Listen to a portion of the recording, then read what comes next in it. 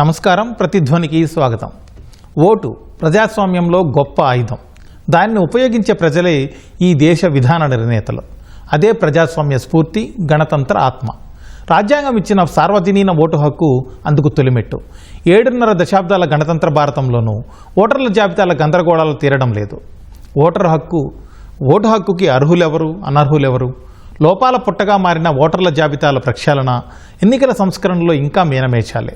ఈ నేపథ్యంలోనే బీహార్లో ఎన్నికల సంఘం చేపట్టిన ఓటర్ జాబితా ప్రక్షాళనలో బంగ్లాదేశ్, నేపాల్, మయన్మార్ దేశస్తుల పేర్లు బయటపడ్డం దుమారం రేపింది.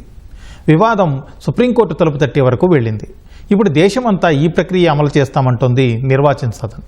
ఈ ఓటు జాబితాల ప్రక్షాళనతో పాటు ఎన్నికల సంస్కరణలో ఇకనైనా పడాల్సిన ముందడుగులేంటి? ఇదే అంశంపై ఈరోజు ప్రతిధ్వని చర్చ చేపట్టింది. మన చర్చలో పాల్గొంటున్న వాళ్ళు కె రవికుమార్ గారు, ఎన్నికల పరిశీలకులు, అలాగే జస్టిస్ చంద్రకుమార్ గారు, హైకోర్టు విశ్రాంత న్యాయమూర్తి. ముందుగా రవికుమార్ గారు, ఇప్పుడు రాజ్యాంగం కావచ్చు, రాజ్యాంగ నిర్మాతలు కోరుకున్న ఒక పరిణితి చెందిన ప్రజాస్వామ్య భారతానికి తొలిమెట్టు ఏంటంటే సార్వజనీన ఓటు హక్కు. కానీ ఇప్పటి పరిణామాలు చూస్తుంటే ఆ స్ఫూర్తి చాటుతున్నట్లుగా ఉందా? సో గుడ్ ఈవినింగ్ ఆల్ అండి. ఖచ్చితంగా లేదనే చెప్పాలి.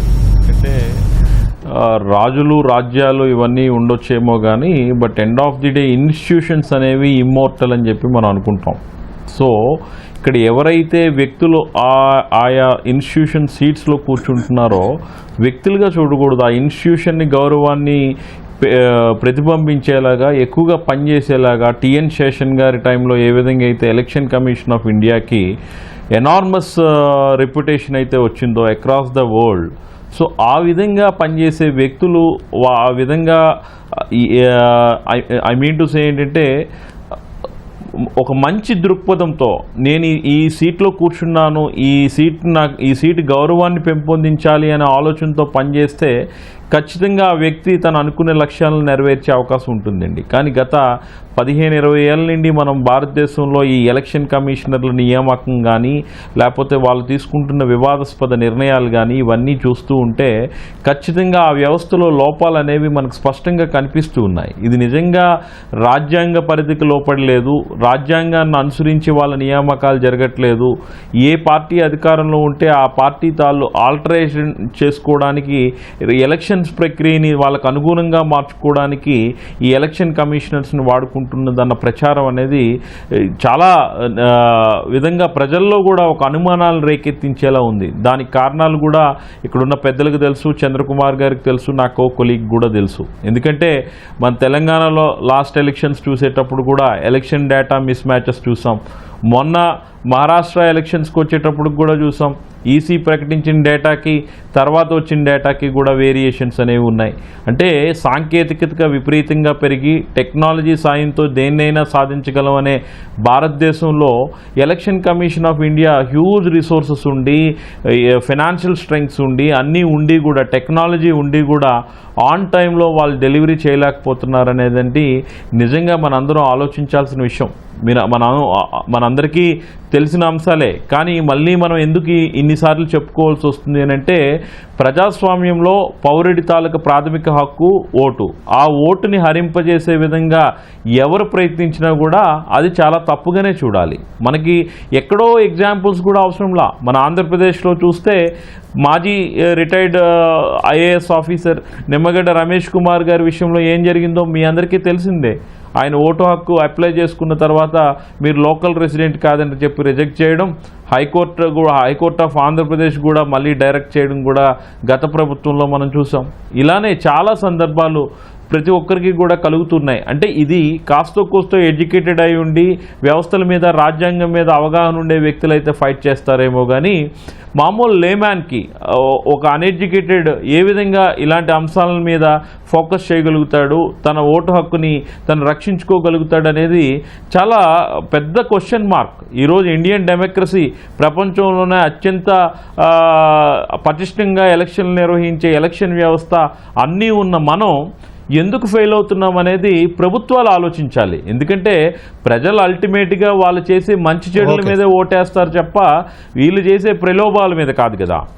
ఓకే, చంద్రకుమార్ గారు, ఇప్పుడు బీహార్ నుంచి మొదలుపెట్టి అన్ని రాష్ట్రాల్లో కూడా సమగ్ర ఓటర్ జాబితా సవరణ చేపడతామని కేంద్ర ఎన్నికల సంఘం చెబుతోంది.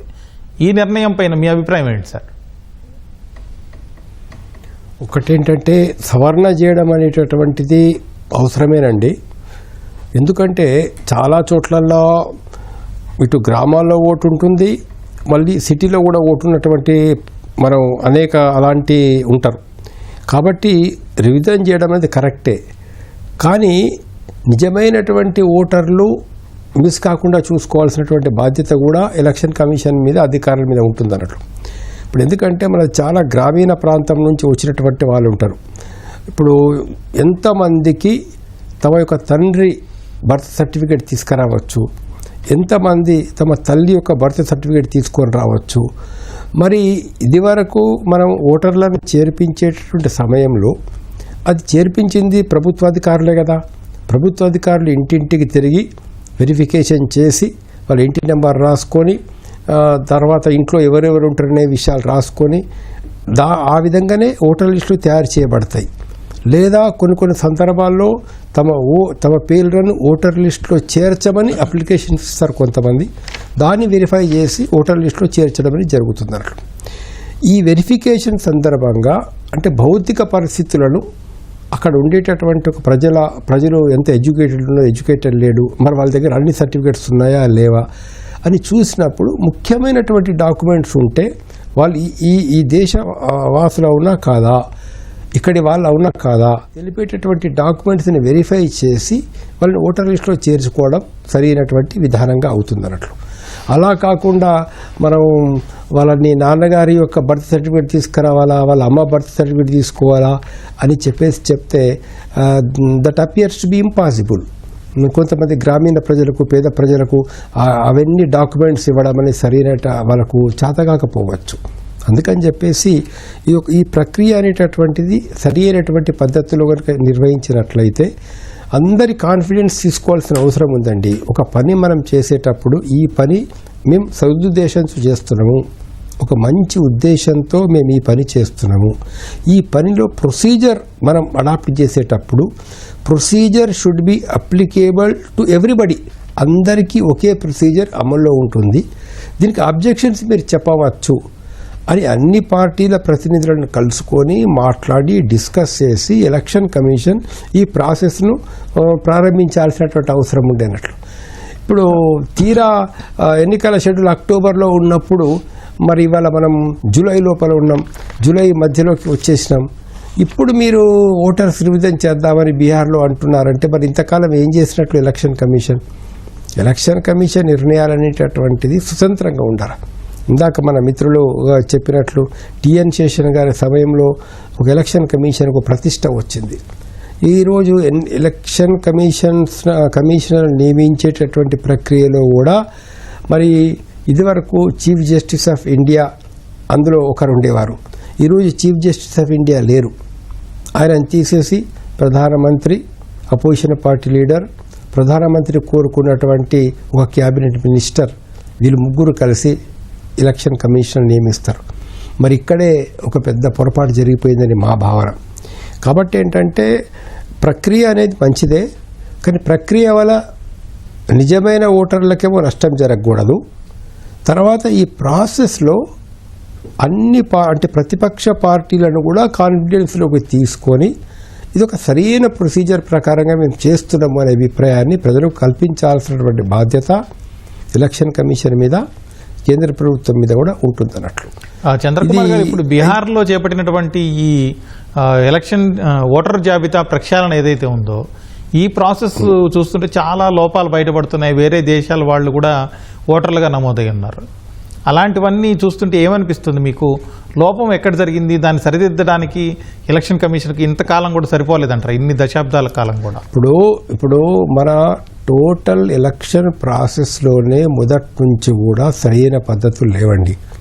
ఒకప్పుడు ఎవరెవరైతే ఓటు వేయడానికి రాలేదో సాయంత్రం పూట కనుక్కొని అనేక మంది యువకులు, అనేక మంది వాళ్ళందరూ లైన్లో నిలబడి రాని వాళ్ళ పేరు మీద ఓట్లేసి వచ్చేవారు. దీన్ని నివారించడం కోసం ఖచ్చితంగా ఐడి కార్డ్స్ ఉండాలనేటువంటి నిబంధన వచ్చింది. ఈ ఐడి కార్డుల వల్ల కొంత దొంగ ఓట్లు తగ్గినటువంటి మాట వాస్తవమే. కానీ అన్ని చోట్ల కొనసాగడం లేదు. కొన్ని కాన్స్టిట్యుయెన్సీస్లలో ఈవినింగ్ 5 తర్వాత వందలాది మంది పోలింగ్ బూత్లకు వచ్చేసి ఓట్లు వేసినట్లు రికార్డ్స్ వస్తున్నాయి. మరి కొన్ని చోట్ల కంప్లైంట్ బెదిరించి భయపెట్టి ఓటర్స్ కాని వాళ్ళు కూడా 5 PM తర్వాత వచ్చి ఓట్లు వేస్తున్నారనేటువంటి ఆరోపణలు ఉన్నాయి. మరొక ఆరోపణ, మరి ఎలక్షన్స్ ఓటర్స్ లిస్ట్ రివిజన్ చేసేటప్పుడు ఒకే కాన్స్టిట్యుయెన్సీ నుంచి 8,000 ఓట్లు తీసేసినారని, మళ్ళీ ఒక 5,000-6,000 ఓట్లు కలిపారని, ఇలాంటి అన్ని ఆరోపణలు వస్తున్నాయి. నేను చెప్పేది ఏంటంటే, నేను చెప్పదలుచుకున్న విషయం ఏంటంటే, ఎలక్షన్ కమిషన్ను ప్రజలు అనుమానించేటటువంటి దిశగా ఉండకూడదు. అలా ఉంటే ప్రజాస్వామ్యం ప్రమాదంలో పడుతుంది. కాబట్టి ఎలక్షన్ కమిషన్ మీద ఒక గురుతరమైన బాధ్యత ఉంది. తను చేసేటటువంటి ప్రాసెస్ ఓకే సార్, ఇది ప్రజాస్వామ్య పద్ధతిలో డెమోక్రటిక్ వేలో చేస్తున్నాము అనే నమ్మకాన్ని ఇటు ప్రజలకు అటు ప్రతిపక్షాలకు కూడా కల్పించాల్సిన బాధ్యత ఎలక్షన్ కమిషన్ మీద ఉంటుంది అన్నట్లు. ఇప్పుడు మీరు చెప్పినట్లు ఏదో మైనమార్ నుంచి వచ్చిన వాళ్ళు, బంగ్లాదేశ్కి వెళ్ళి వచ్చిన వాళ్ళు, మిగతా ఇతర దేశస్తులు, ఈ మధ్యన వచ్చి వచ్చినటువంటి వాళ్ళని ఎలిమినేట్ చేయాలనేటువంటి అంటే కరెక్ట్ ప్రొసీజర్ ప్రకారం మీరు చేయండి, ఇబ్బంది ఏమి ఉండదు అందులో. కానీ ఎప్పటి నుంచో ఇక్కడ ఉంటున్న వాళ్ళు, ఆధార్ కార్డు ఉన్న వాళ్ళు, రేషన్ కార్డు ఉన్నటువంటి వాళ్ళు, ఎలక్ట్రిసిటీ బిల్స్ ఉన్న వాళ్ళు, హౌస్ ట్యాక్స్ కట్టినటువంటి వాళ్ళు, మరి ప్రైమరీ ప్రూఫ్స్ అన్నీ వాళ్ళ దగ్గర ఉన్నప్పుడు మరి వాళ్ళని కూడా మీ తండ్రి నుంచి తీసుకురండి బర్త్ సర్టిఫికెట్, మీ తల్లి నుంచి బర్త్ సర్టిఫికెట్ తీసుకురంటే ఎలా సాధ్యమవుతుంది? కాబట్టి సుప్రీంకోర్టు చెప్పినట్లు ఆధార్ కార్డు ఆధారంగా ఏదో ఒక 2 డాక్యుమెంట్స్ పెట్టి వీటి ఆధారంగా మేము చేస్తున్నామని చెప్పడం ఎలక్షన్ కమిషన్కు సమంజసంగా ఉంటుంది. రవికుమార్ గారు, ఇప్పుడు ఓటర్ల జాబితాల లోపాలకు అసలు బాధ్యత ఎవరిది? రాష్ట్ర కేంద్ర ప్రభుత్వాలదా లేకపోతే ఎన్నికల సంఘానిదా? ఎందుకు సరిదిద్దలేకపోతున్నారు ఈ సమస్యని? సార్, ఇక్కడ ఒక్క విషయం మనందరం గమనించాలి. ఎలక్షన్ కమిషన్ ఆఫ్ ఇండియాకి ప్రత్యేకంగా ఆయా రాష్ట్రాల్లో వాళ్ళ తాలూకా రిసోర్సెస్ ఏమీ ఉండవండి. వాళ్ళు they have to depend on the local state governments ఫంక్షనరీస్తోనే వాళ్ళు పని చేయించుకోవాలి. ఇప్పుడు ఇందాక పెద్దలు మన చంద్రకుమార్ గారు చెప్పినట్టు ఆ ఓటర్ నమోదు ప్రక్రియ జరిగేటప్పుడు ఏ విధంగా అయితే ఒక ఎన్యూమరేటరు, ఒక BLO వెళ్తాడో ఆ ప్రాసెస్లో ఏంటి, వాళ్ళ తాలూకు డాక్యుమెంట్స్ కూడా వెరిఫై చేసి వాళ్ళని ఓటర్గా ఎన్లిస్ట్ చేస్తారు. చేసేటప్పుడు అపోజిషన్ పార్టీ వాళ్ళ వ్యక్తిని కూడా ఆ ఇన్ఫర్మేషన్ ఇస్తారు. పలానా వ్యక్తిని మేము యాడ్ చేస్తున్నాము, లేకపోతే డిలీట్ చేస్తున్నాము, మీకు ఏమైనా అభ్యంతరాలు ఉన్నాయని చెప్పే ప్రాసెస్ అనేది చాలా అద్భుతమైన ఎలక్షన్ సిస్టమేటిక్ ఎలక్షన్ మెకానిజం ఉన్న కంట్రీ అండి మంది. బట్ ఎందుకు ఈ లోపాలు జరుగుతున్నాయి అని అంటే, ఇందాకలు మనం అనుకున్నట్టే ఒక 20 ఏళ్ళ 30 ఏళ్ళ నుండి ఏమవుతుందంటే ఎలక్షన్ కమిషన్ ఆఫ్ ఇండియా తన గ్లోరీని లూజ్ అవుతూ వస్తుంది. ఎందుకంటే తను ప్రతిష్టాత్మకంగా ఆ ఇన్స్టిట్యూషన్ తాలూకా గౌరవాన్ని పెంపొందించే ప్రక్రియలో ఏ వ్యక్తులు ఆ చైర్ను ఆక్యుపై చేస్తున్నారో వాళ్ళ తాలూకా శాంక్టిటీని కోల్పోతున్నారు. అంటే ఏదో ఒక పొలిటికల్ పార్టీ ఎజెండానో, ఏదో ఒక పొలిటికల్ పార్టీకి అనుకూలంగానో ముందుకెళ్లే పరిస్థితి తీసుకొస్తుకుంటున్నారు. వాళ్ళ నియామకాలు కూడా ఏంటంటే చాలా సస్పెన్స్ క్రియేట్ చేస్తున్నాయి, ప్రజల్లోనే ఆశ్చర్యం క్రియేట్ చేస్తున్నాయి. మీరు అబ్జర్వ్ చేస్తే మనకి గత 2024 ఎలక్షన్స్ ముందు ఉన్న జ్ఞానేష్ కుమార్ కానీ, సుఖ్బీర్ సింగ్ కానీ, వీళ్ళిద్దరూ మోడీ గవర్నమెంట్లో ఇన్ఫ్రాస్ట్రక్చర్ పుష్ చేసిన వాళ్ళు. ఒకరేమో ఫైనాన్షియల్ సెక్రటరీగా ఫైనాన్షియల్ థింగ్స్ని సెట్ చేసిన వ్యక్తులు. ఇలాంటి వ్యక్తుల నియామకం కూడా ప్రజలందరినీ కూడా గందరగోళంలోకి నెట్టింది. సో నేనేమంటానంటే, ఎలక్షన్ కమిషన్ ఆఫ్ ఇండియా అనేది ఒక ఇండిపెండెంట్ వ్యవస్థ. ఆ వ్యవస్థ దానికి తగ్గట్టుగా పనిచేయాలి. మనం ఏదైతే ఉందో జాన్ కెనడీ సిస్టమ్ అంటే చూస్తాం. మాగ్నా కార్ట్ అనేది ఒక ప్రిన్సిపల్. బ్రిటిష్ అందరూ కూడా ఏంటంటే అప్పుడున్న జాన్ని ఏదైతే ఈ యుద్ధాల్లో ఫెయిల్ అవుతుండేటప్పుడు కింగ్ కూడా, రాజు కూడా ఈ షుడ్ బి అబైడెడ్ టు లా అనేది వాళ్ళు చెప్పడం జరిగిందో, దాన్ని ఒక ఫ్రేమ్వర్క్గా డిజైన్ చేసుకొని ఆ డాక్యుమెంట్ని వాళ్ళు సీల్ చేసుకొని ఫంక్షనింగ్ చేయడం జరిగింది. అంటే రాజు ప్రపంచానికి పరిపాలించడానికే కానీ వాళ్ళకి కూడా సెట్ ఆఫ్ రూల్స్ ఉంటాయన్న విధానం అనేది మనం మర్చిపోతూ ఉన్నాం.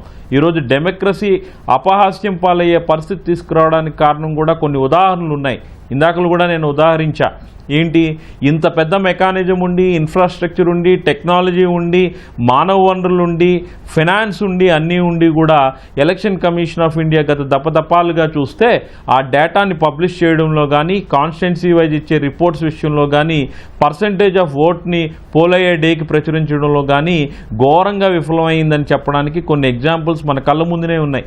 తెలంగాణలో జరిగింది, మొన్న జరిగిన మహారాష్ట్రలో జరిగింది, ఢిల్లీ ఎలక్షన్స్లో కూడా జరిగింది. అసలు ఇంత పెద్ద ప్రజాస్వామ్యంలో ఎంత ఓకే, మీరు ఈ వివరాలన్నీ ఇంతకుముందు కూడా చెప్పారు. ఓకే, అయితే ఇప్పుడు మీరు చెప్పినట్టుగా గత 2024 ఎన్నికల ముందు ఉన్నటువంటి అధికారులు మోదీ గవర్నమెంట్లో పనిచేశారు, వాళ్ళనే నియమించారన్నారు. అలాంటి వాళ్ళు కాకుండా ఇంకెవరిని నియమిస్తే బాగుంటుందంటారు? ఆ సెలక్షన్ ప్రాసెస్ ఏ విధంగా ఉండాలి ఎలక్షన్ కమిషన్కి సంబంధించి? సార్ అదే సార్, ఇందాకలు కూడా మన సెలక్షన్ ప్రాసెస్ అనేది చాలా బ్యూటిఫుల్గా ఉండేది. Supreme Court of India chief justice ఒక ప్యానెల్ మెంబర్గా ఉండి ఒక ఫంక్షనరీని ఎవరిని నియమించాలి, ఎలా నియమించాలి అనేది ఒక ప్యానెల్ సెలక్షన్ అనేది ఒక అద్భుతంగా జరిగేది. ఈరోజు చూస్తే మన Supreme Court of India chief justice ప్యానెల్లో లేరు. గతంలో కూడా టిఎన్ శేషన్ గారు వచ్చినప్పుడు కూడా పివి నరసింహారావు గారి టైంలో ఇష్యూ జరిగింది. 3 మెంబర్స్కి ఎగ్జిక్యూటివ్ పవర్స్ని కాంకర్ చేస్తూ ఆయన ఒక ఇది పాస్ చేస్తే ఎంత బ్యూటిఫుల్ సిస్టమ్ అంటే ఇండియన్ డెమోక్రసీ. ముగ్గురులో కూడా ఏ ఒక్కరిని కూడా చీఫ్ ఎలక్షన్ కమిషనర్ని డిస్పోజ్ చేసే అధికారం వాళ్ళు ఎవరికి ఇవ్వాల. ఎందుకంటే ఆ రోజు మైనారిటీ గవర్నమెంట్ ఉంది, అభిశంసన పెట్టాలి, మేజర్ పార్లమెంటేరియన్స్ తాలకు సపోర్ట్ ఉంటే కానీ మనం చీఫ్ ఎలక్షన్ కమిషనర్స్ని రిమూవ్ చేసే అధికారం మనకు లేదు. అలాంటి గౌరవప్రదమైన వ్యవస్థలో మనం ఉన్నాము. ఇంతకన్నా అద్భుతమైన ఎలక్షన్లు నిర్వహించామండి ఒక్క 1970లో తప్ప. ఓకే, ఇప్పుడు రాజకీయ పరిశోధకులు దేవేందర్ పోల గారు మనతో జాయిన్ అయ్యారు. దేవేంద్ర గారు, ఇప్పుడు ఒక్క ఓటుతోటే నేతల తలరాతలు పూర్తిగా మారిపోతుంటాయి, అలాగే ప్రజలు పెట్టుకున్న నమ్మకాలు కూడా తలకిందులు అవుతుంటాయి. అది తెలిసి కూడా ఇన్ని దశాబ్దాలుగా ఓటర్ల జాబితాలో ఎందుకు లోటుపాట్లను సరిదిద్దలేకపోతున్నారంటారు? ముందుగా అందరికీ నమస్కారం అండి. నిజమే అండి, మనకు ఎప్పటి నుంచినో కూడా ఈ సమస్య ఉంది. ఇప్పుడు మనం మాట్లాడుకుంటున్న కాంటెక్స్ట్ లో బీహార్ లో 2003 తర్వాత మనకు రివిజన్ జరగలేదు కాబట్టి ఇప్పుడు చేస్తున్నాం అని చెప్తున్నారు. ముఖ్యంగా మనము వేరే కంట్రీల యొక్క సిస్టమ్ ని ఇందాక పెద్దలు ప్రస్తావించారు, నేను కూడా ఆ విషయం చెప్పదలుచుకున్నాను. మీరు అడిగిన క్వశ్చన్ బట్టి ఒక్క ఓటుకి మనం ఇచ్చే విలువని బట్టే మన డెమోక్రసీ యొక్క వాల్యూస్ అన్నది తెలుస్తాయండి. మనకి ఇప్పుడు ఆస్ట్రేలియా, జర్మనీలో 18 ఏళ్ళు నిండిన వెంటనే ఆటోమేటిక్ గా నేషనల్ రిపోజిటరీ నుంచి రికార్డ్స్ తీసుకొని ఆటోమేటిక్ గా ఓటర్ రిజిస్ట్రేషన్ అన్నది జరిగిపోతుంది. వెరాజ్ మన ఇండియాలో ఏంటి అంటే ఇదర్ మనం ఓటర్ వాలంటీర్ గా వెళ్ళి రిజిస్ట్రేషన్ చేసుకోవాలి, లేదా ఎప్పుడైనా election Commission of India drives జరుగుతున్నప్పుడు అప్పుడన్నా పాజిబుల్. అలా కాకుండా ఒక సెంట్రల్ రిపోజిటరీ ఉండి ఆటోమేటిక్ అడిషన్స్ అలాగే డిలీషన్స్, ఎప్పుడైతే ఈ డెత్స్ కానీ పర్మనెంట్ మైగ్రేషన్స్ కానీ జరుగుతాయో అలాంటప్పుడు సిస్టమ్ అన్నది సింగిల్ రిపోజిటరీ ఉండి ఆటోమేటిక్ గా జరిగి దాన్ని తర్వాత వెరిఫై చేసి వ్యాలిడేట్ చేసే సిస్టమ్ ని కానీ ఎస్టాబ్లిష్ చేయగలిగితే ఇటువంటి ప్రాబ్లమ్సే ఉండేవి కావు.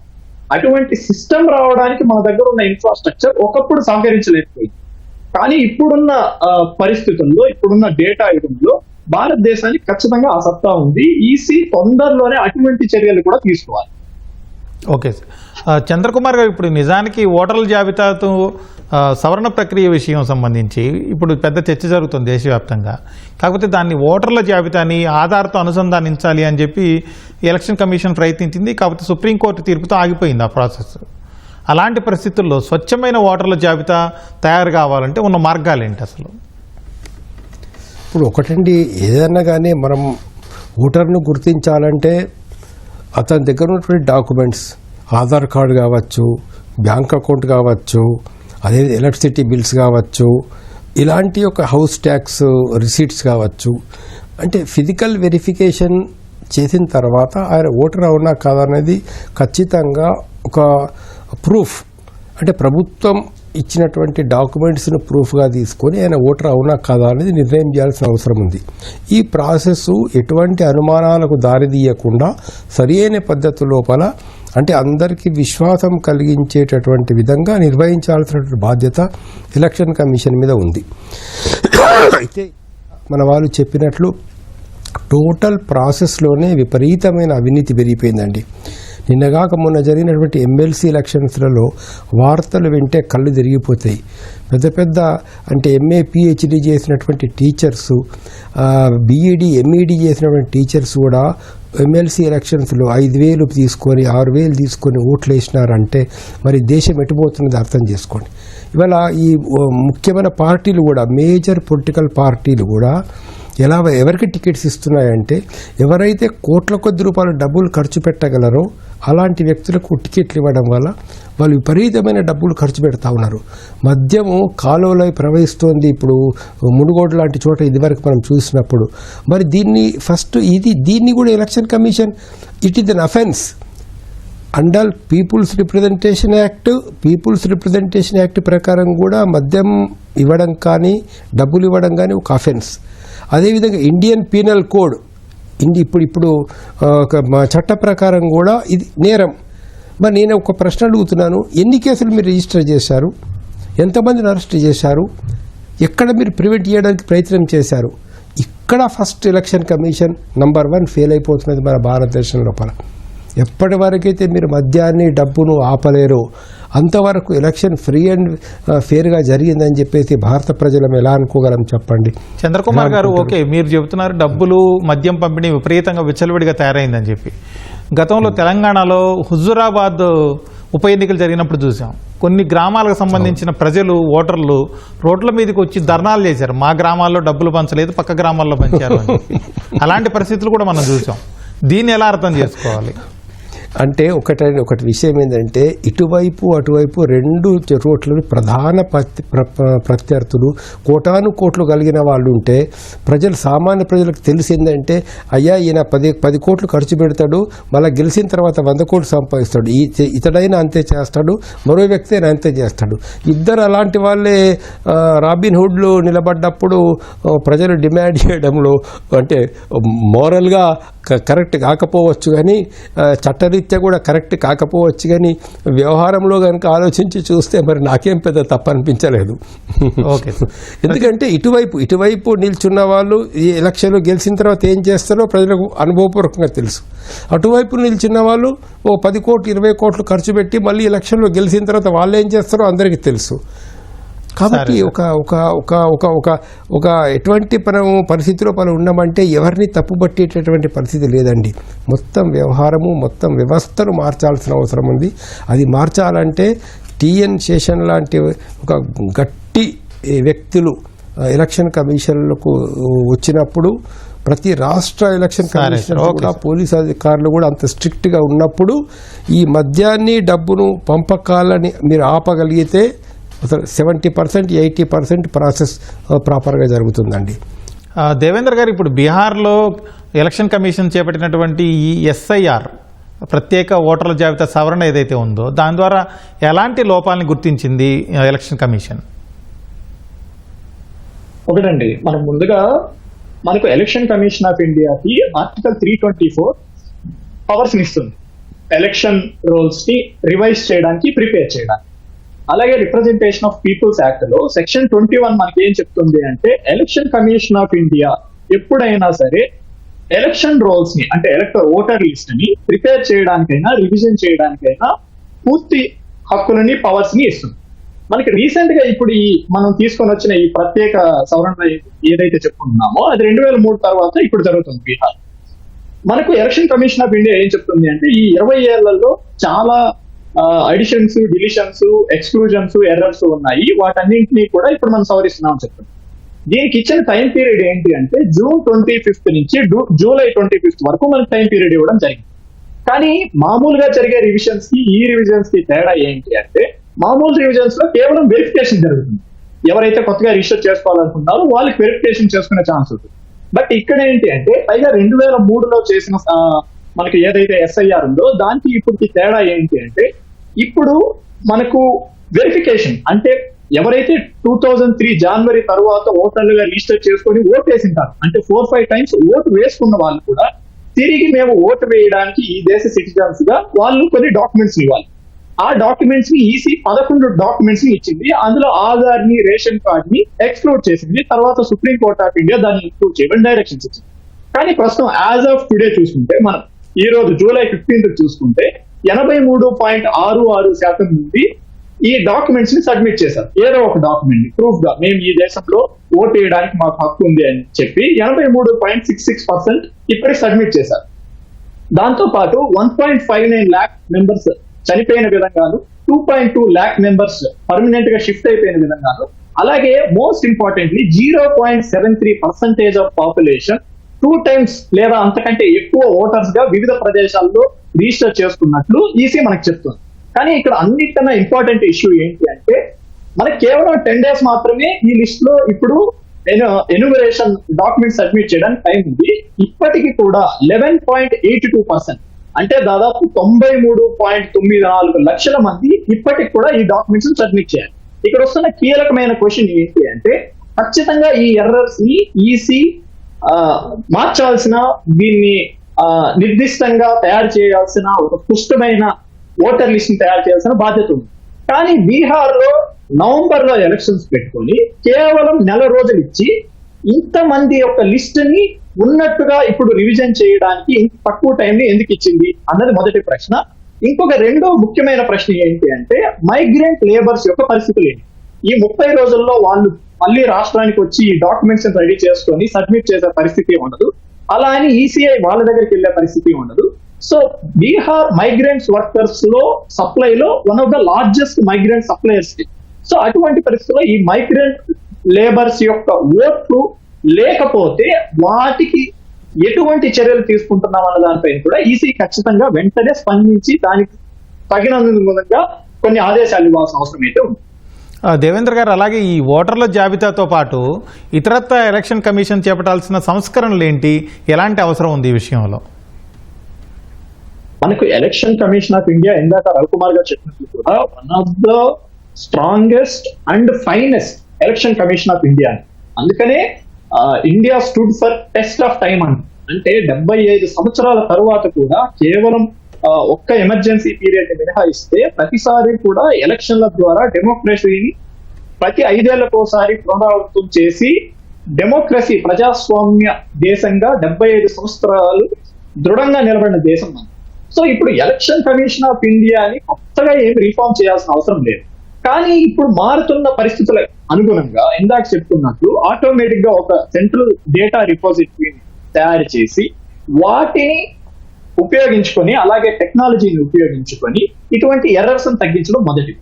రెండవది, మీరు ఓవరాల్ గా అన్నారు కాబట్టి ఎలక్షన్ కమిషన్ ఆఫ్ ఇండియా యొక్క అటానమీని ఏమాత్రం కాంప్రమైజ్ చేసే చర్యలు ఏవైనా కూడా దానిని వెంటనే తుడిచిపెట్టాలి. Supreme Court of India judgement ఇచ్చినప్పటికీ కూడా ఏదైతే ఎలక్షన్ కమిషనర్స్ ని సెలెక్ట్ చేయాల్సిన కమిటీలో జ్యుడిషియల్ మెంబర్స్ ని పెట్టాలని చెప్పినా కూడా ఎగ్జిక్యూటివ్ ఏదైతే మన గవర్నమెంట్ ఉందో అది కేవలం ఎగ్జిక్యూటివ్ మెంబర్స్ పరిమితి చేయడం, అలాగే వాళ్ళ టెన్యూర్ ని, శాలరీలను ఎగ్జిక్యూటివ్ యొక్క పరిధిలోకి తీసుకోవడం, ఇటువంటి చర్యలని కేవలం సివిల్ సొసైటీనే కాదు ప్రజలు కూడా ప్రశ్నించాల్సిన పరిస్థితులు వస్తున్నాయి. ఎందుకంటే ఏ రోజైతే ఫ్రీ అండ్ ఫెయిర్ ఎలక్షన్స్ అనే ఒక్క విషయానికి అఘాతం కలుగుతుందో ఈ భారతదేశం యొక్క ప్రజాస్వామ్య కోటలు గీటలు వాడే పరిస్థితులు ఏర్పడతాయి. కాబట్టి మనం కొత్తగా రిఫార్మ్స్ చేయాల్సిన పరిస్థితులు ఏం లేదు.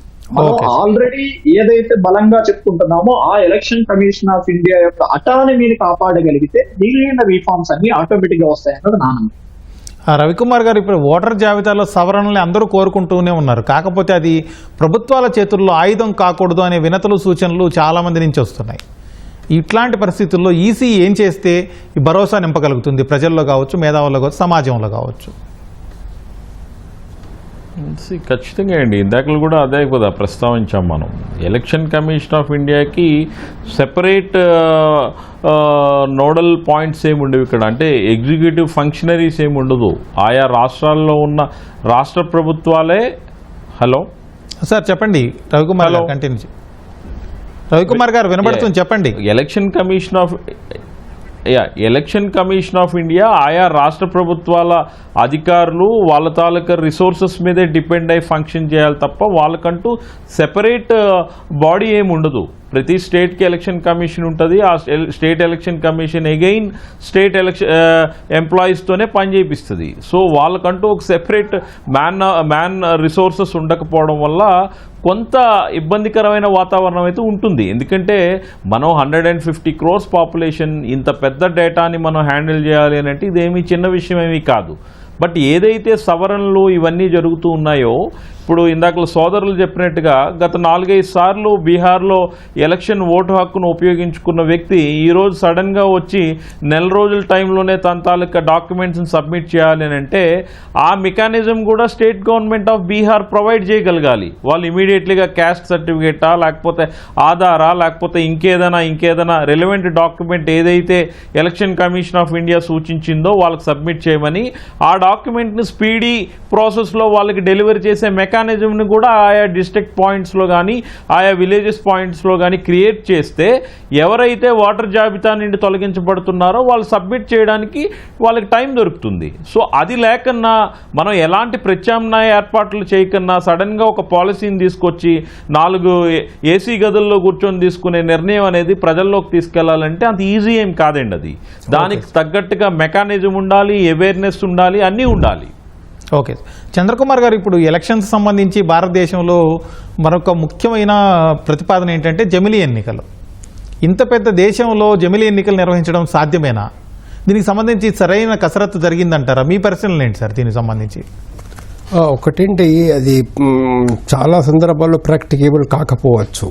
ఎందుకంటే ఇప్పుడు మన దగ్గర ఒకసారి ఎన్నికలు జరిగిన తర్వాత కూడా అనేక సందర్భాల్లో అనేక కారణాలు చూపించి ఆ రాష్ట్ర ప్రభుత్వం రద్దు చేయడం జరిగింది, అసెంబ్లీలను రద్దు చేయడం జరిగింది.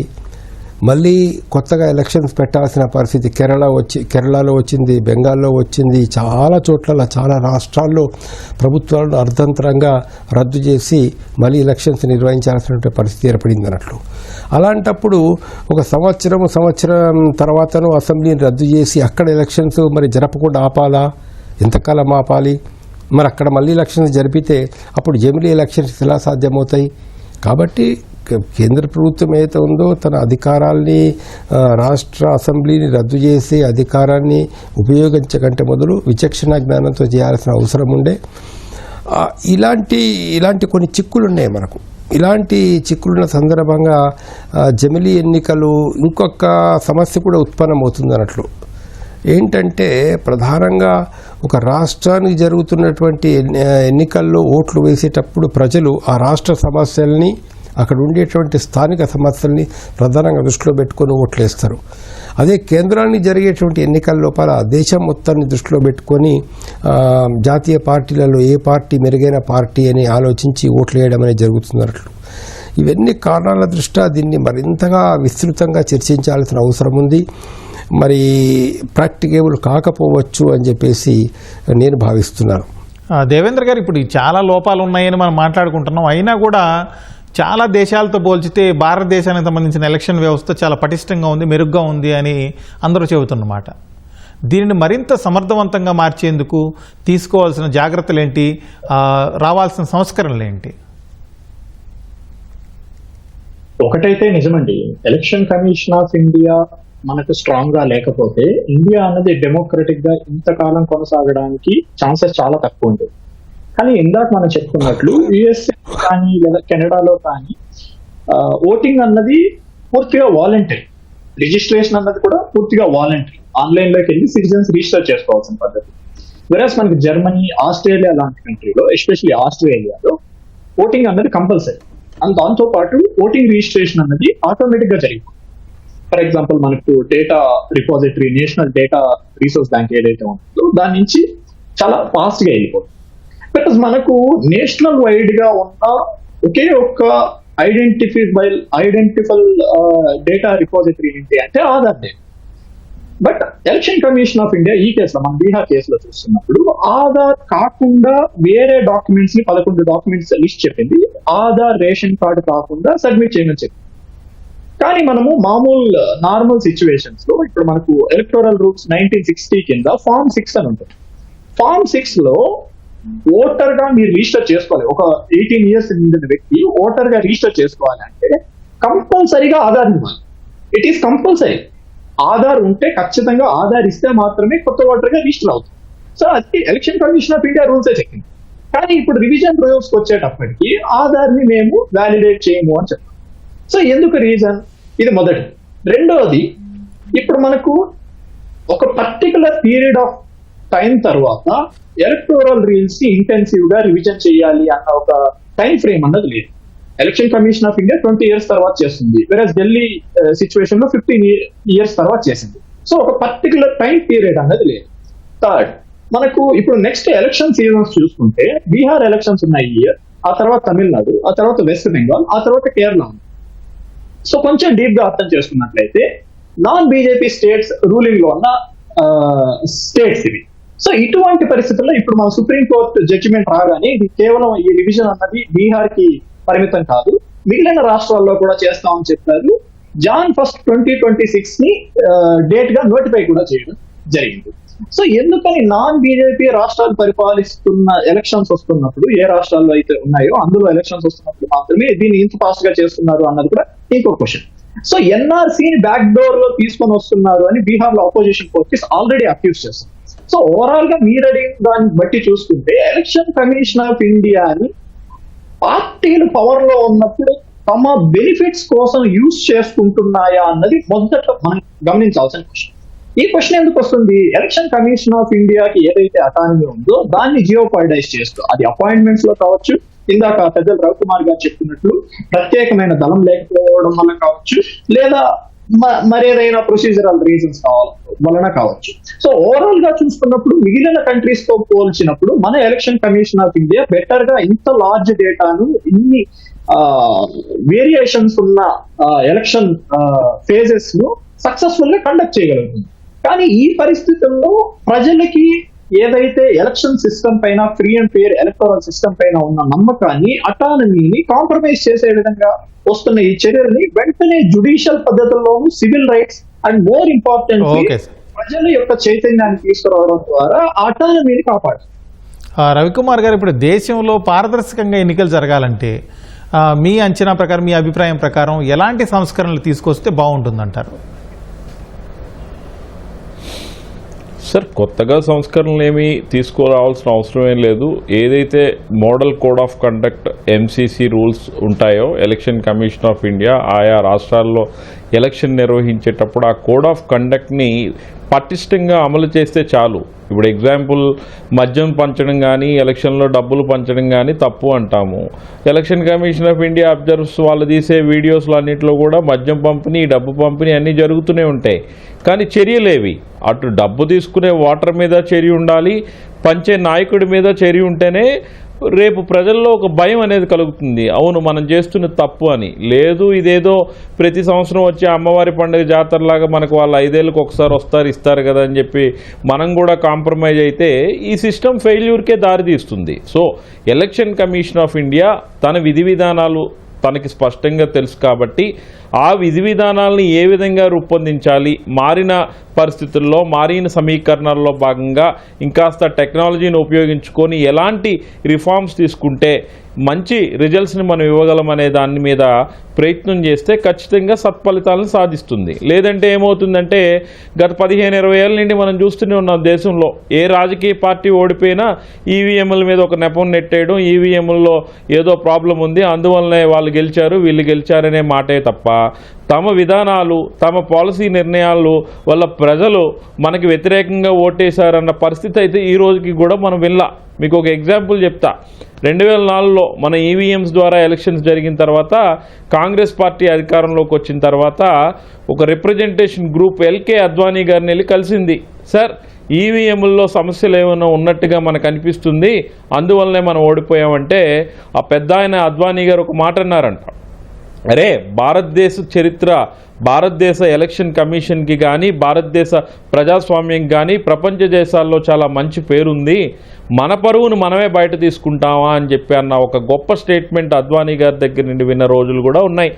అలాంటి పరిణితి ఏమైనా మన రాజకీయ నాయకుల్లో ఉందా అని అంటే ఈరోజు అలాంటి పరిణితి చెందిన రాజకీయ నాయకులు లేరు, అంత పరిణితి చెందిన ఓటర్లు కూడా లేకపోవడం అనేది మన ప్రజాస్వామ్యం తాలూకా దౌర్భాగ్యంగా చెప్పొచ్చు.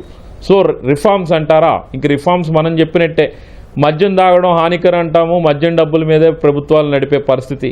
అలానే ఎలక్షన్ కమిషన్ ఆఫ్ ఇండియా తన మోడల్ కోడ్ ఆఫ్ కండక్ట్ని ఎందుకు పటిష్టంగా అమలుపరచలేకపోతుంది అనే దాని మీద తను ఆత్మవిమర్శ చేసుకోవాలి ఫస్ట్ ఆఫ్ ఆల్. అంతేగాని ఏదో ఎలక్షన్లో టైంలోనే హడావిడి చేయడం, తర్వాత ఇది జరగడం. ఇప్పుడు ఇంత పెద్ద చర్చ జరుగుతున్న ఈ సవరణ కార్యక్రమం మీద ఎలక్షన్ కమిషన్ ఆఫ్ ఇండియా ఒక సంవత్సరం ముందే నిర్ణయం తీసుకుంటే బాగుండేది అనేది నా అభిప్రాయం. చంద్రకుమార్ గారు, ఇప్పుడు ప్రస్తుతం ఉన్న ఎన్నికల సంఘం కూర్పు, నియామకం, అలాగే ఎన్నికలు నిర్వహించే విధానం, వీటన్నింటిలో ఎలాంటి మార్పులు వస్తే బాగుంటుందని మీ అభిప్రాయం సార్? ఒకటండి, గతంలో ఎట్లయితే చీఫ్ జస్టిస్ ఆఫ్ ఇండియా కూడా వన్ ఆఫ్ ద మెంబర్గా ఉండెను ప్యానెల్లో, అంటే ఎలక్షన్ కమిషనర్స్ నియమించే ప్యానెల్లో ప్రధానమంత్రి గారు, supreme court chief justice, opposition party leader ఉండేవారు. ఆ విధానాన్ని కొనసాగించడం అనేది అన్ని రకాల శ్రేయస్కరం. అది ప్రజలకు కూడా ఉన్నటువంటి అనుమానాలను పోగొడుతుంది. రెండో విషయం అయితే ఉందో, హోల్ ఎలక్షన్ ప్రాసెస్ను మనం వీడియో తీసిన తర్వాత ఆ వీడియోలను అడిగినటువంటి వాళ్ళకు ఇవ్వాల్సినటువంటి బాధ్యత కూడా ఎలక్షన్ కమిషన్ మీద ఉంటుంది. మూడోది, అన్నిటికంటే ముఖ్యమైన విషయం ఏదైతుందో, పోలైన ఓట్లెన్ని,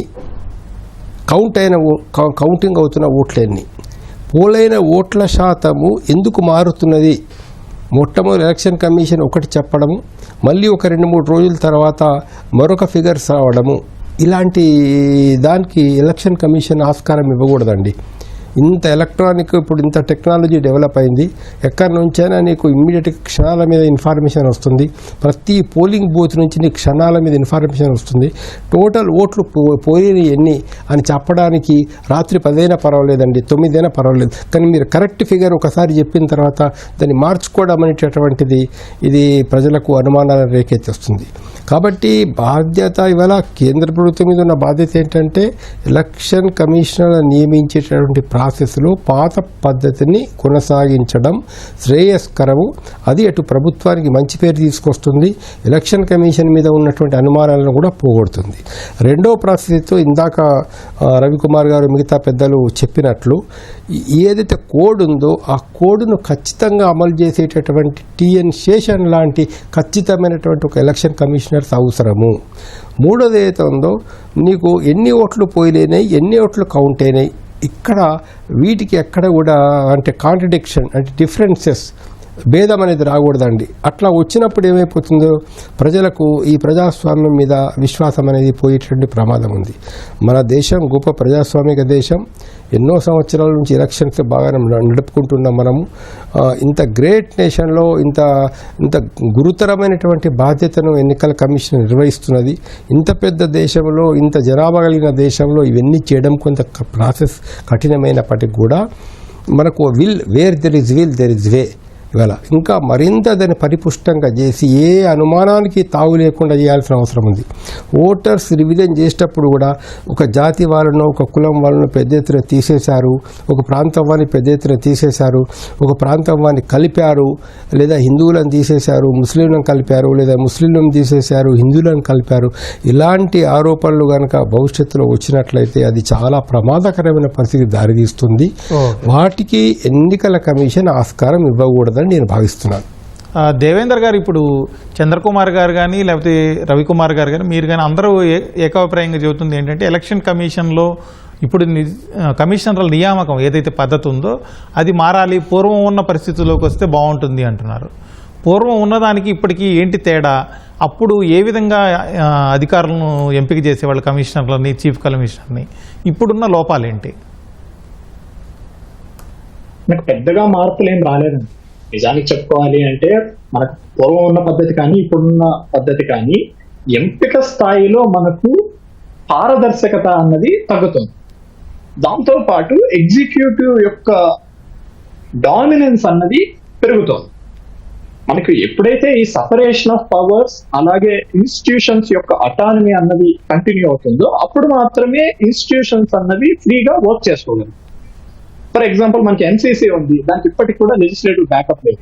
అలాగే మీరు అడిగినట్లు అపాయింట్మెంట్స్ లో అన్నవి ఇప్పటి వరకు కూడా వాళ్ళ శాలరీస్ కానీ, రిమూవల్ కానీ, టర్మ్స్ ఆఫ్ కండిషన్స్ కానీ మనకు ఎగ్జిక్యూటివ్స్ యొక్క చేతుల్లో ఉండేవి కావు.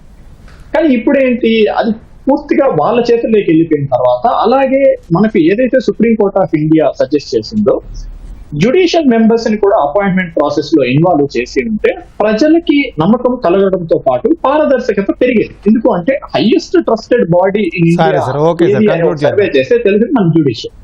సో ఓవరాల్ గా చూసినప్పుడు ఈ ట్రాన్స్పరెన్సీ అన్నది తగ్గడం అన్నది ఇష్యూ, స్ట్రక్చరల్ గా పెద్ద చేంజెస్ అవుతాయి. సరే దేవేంద్ర గారు, కంక్లూడ్ చేద్దాం. ఓకే సార్, ఇది వాళ్ళ ప్రతిధ్వని. నమస్కారం.